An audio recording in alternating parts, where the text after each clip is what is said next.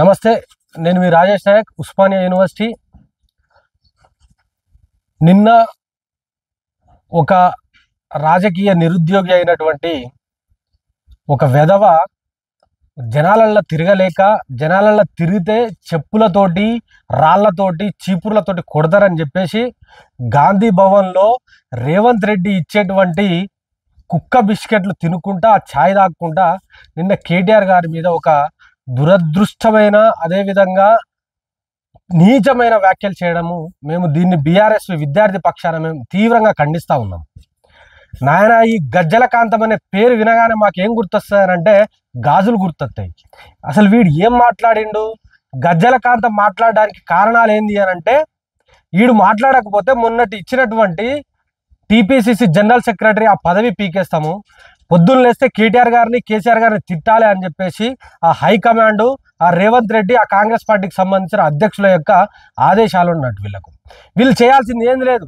జనాలలో తిరగరు, వీళ్ళు ఇచ్చిన హామీల మీద వీళ్ళు మాట్లాడరు, వీళ్ళు ఇచ్చిన హామీలు, అదేవిధంగా వీళ్ళు ఇచ్చిన గ్యారంటీల గురించి మాట్లాడరు. కానీ వీళ్ళు పొద్దుగాలు లేస్తే గాంధీ భవన్లో రేవంత్ రెడ్డి, ఆ కాంగ్రెస్ పార్టీ వేసేటువంటి కుక్క బిస్కెట్లు తినుకుంటా పొద్దున్న లేస్తే కేటీఆర్ తిట్టాలి, ఆ కుటుంబాన్ని అబాస్పాలు ప్రయత్నం చేయాలి. నాయన, మేము గజ్జల కాంతం గారికి ఒకటే ఇస్తున్నాం.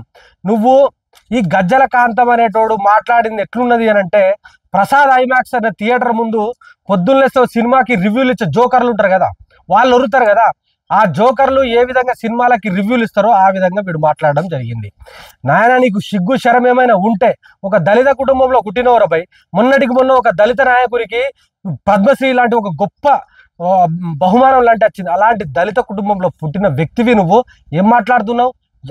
అనవసరమైన మాటలు. కేటీఆర్ గారిని ఇంకొకరికి ఏదో లింక్ పెట్టి తమాషా చేస్తున్నావు అనుకుంటున్నావా? తస్మత్ జాగ్రత్త అని చెప్పేసి హెచ్చరిస్తా ఉన్నాం. నా కొడక, రేపటి రోజులు చాలా దగ్గరలోనే ఉన్నాయి. ఇంకో 2-3 years గంతే. ఆ తర్వాత నీ ప్రభుత్వం ఉండదు, నీ నాయకుడు ఉండడు, ఎవ్వడున్నాడు. ఆ తర్వాత చెప్తున్నాం మేము, కేటీఆర్ గారికి గుర్తు చేసి మరి ఏ బొక్కలో ఉన్నా, ఏ యొక్క రంధ్రంలో దాచుకున్నా కూడా నా కొడక ఒక్కొక్కటి బయటికి వచ్చి ఉరికిచ్చి మాత్రం బజార్లో నిలబెడతామని అంటున్నాం. తస్మత్ జాగ్రత్త. ఏమైనా ఉంటే సిద్ధాంత పరంగా మాట్లాడండి, రాజకీయ పరంగా మాట్లాడండి, అదేవిధంగా ఇంకేమైనా ఉంటే సలహాలు, సూచనలు అట్లాంటివి చేయండి. తప్ప పొద్దున్న లేస్తే కేటీఆర్ గారి కుటుంబం గురించి, వారి యొక్క వ్యక్తిగత జీవితం గురించి ఏదో రకంగా బట్టగాల్చి మీదేయాలి, జనాల్లో చర్చ జరగాలని చెప్పేసి ఉద్దేశంలో భాగంగా రేవంత్ రెడ్డి మిమ్మల్ని వాడుకుంటుండు. రేపటి రోజున ప్రభుత్వం పోయిన నెక్స్ట్ సెకండ్ రేవంత్ రెడ్డి మీ నెంబర్లు అన్నీ డిలీట్ చేస్తాడు. ఆ తర్వాత ఎవరిని పట్టుకుంటారు? మీరు ఎవరి దగ్గరికి పోతారు? ఒక్కొక్కరిని చూడండి, మీరు రాసుకోండి, డేట్లతో సహా రాసుకోండి. ఆ కొడకల్లారా ఏమనుకుంటారు? ఏమన్నా అంటుకుంటే సిద్ధాంతాల పరంగా మాట్లాడండి. గత ప్రభుత్వంలో వాళ్ళు ఏమైనా తప్పు చేసిన దాని మీద విచారణ చేయండి. అంతే తప్ప పొద్దున్న లేస్తే తిట్టాలి, నా యొక్క పదవులు రావాలి అనే ఉద్దేశంలో భాగంగా చేస్తే మాత్రం ఊరుకునే ప్రసక్తి లేదు. ఇది కేసీఆర్ గారు నిర్మించినటువంటి సైన్యం, ఇది కేసీఆర్ నిర్మించినటువంటి యోధులం మేము, సైనికులం మేము నాటి గత పాలకుల యొక్క బిస్కెట్లకు లొంగలే, గత పాలకులకు మేము చెప్పులు తొడగలే, గత పాలకులకు బెదిరించిన మేము భయపడలేదు. ఇలాంటి మీ యొక్క కుక్క బెదిరింపులకు కానీ, మీ యొక్క తాటాకు చెప్పులకు కానీ, మీ యొక్క పిట్ట బెదిరింపులకు భయపడే కార్యకర్తలు మేము కాదు.